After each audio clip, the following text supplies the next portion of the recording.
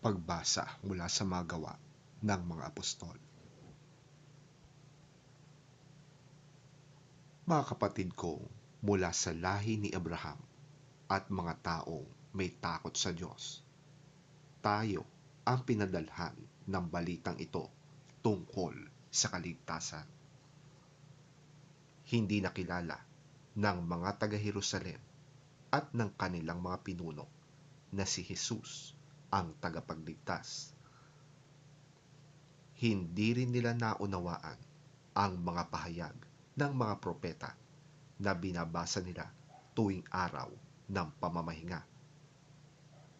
Ngunit sila na rin ang nagsakatuparan ng pahayag na yon nang si Jesus ay hatulan nila ng kamatayan. Kahit na wala silang sapat na dahilan upang siya'y ipapatay, hiniling pa rin nila kay Pilato na siya'y hatulan ng kamatayan. At nang matupad na nila ang lahat ng nasusulat tungkol sa kanya, siya ay ibinaba nila sa krus at inilibing.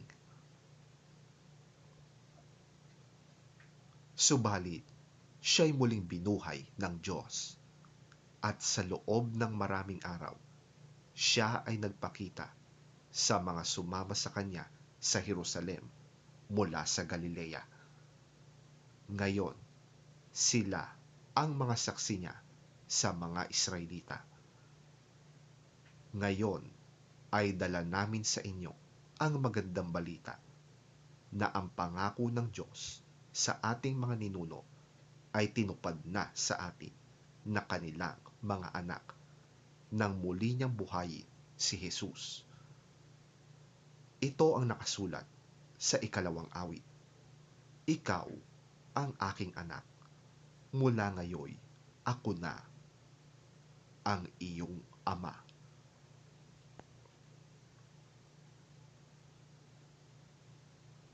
Ang salita ng Diyos. Salamat sa Diyos.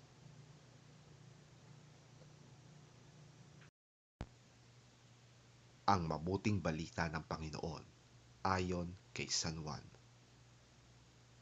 Papuri sa iyo, Panginoon. Huwag na kayo mabalisa. Sumampalataya kayo sa Diyos. Sumampalataya din kayo sa akin. Sa bahay ng aking ama ay maraming silid. Kung hindi ito totoo, sasabihin ko ba sa inyong pupunta ako roon upang ipaghanda ko kayo ng inyong matitirhan?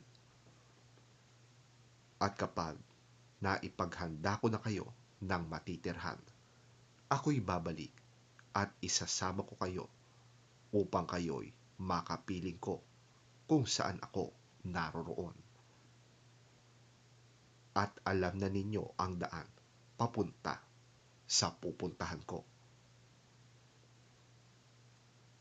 Sinabi sa kanya ni Tomas, Panginoon, hindi po namin alam kung saan kayo pupunta. Paano namin malalaman ang daan? Sumagot si Jesus, Ako ang daan, ang katotohanan, at ang buhay. Walang makakapunta sa Ama, kundi sa pamamagitan ko.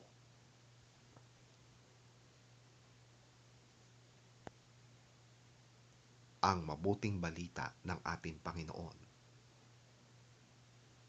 Pinupuri ka namin, Panginoong Hesukristo.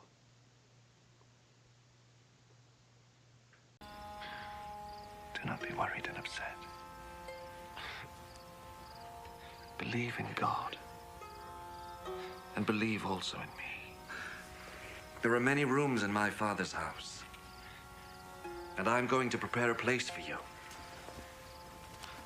I would not tell you this if it were not so.